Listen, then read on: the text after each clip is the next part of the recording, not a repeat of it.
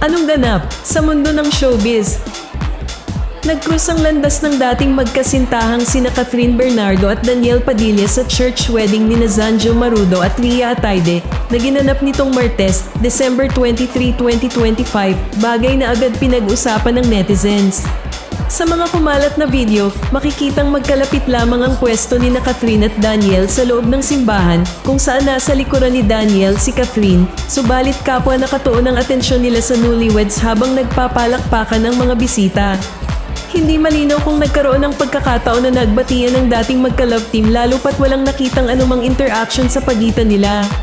Mas lalong umingay ang espekulasyon dahil kasama ni Daniel sa kasal ang hinihinalang bagong karelasyon nitong si Kayla Estrada na nakunan pa ng kamera na magkasamang lumabas ng simbahan at sumakay sa iisang sasakyan patungo sa reception.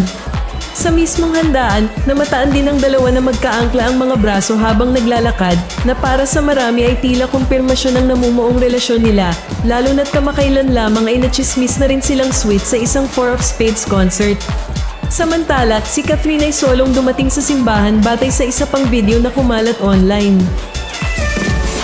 Sadyang nabanba ang naganap sa pagitan ng dating magkasintahan o malinaw na senyales na tuluyan nang nakamove on si Daniel habang si Catherine ay mas piniling manahimik.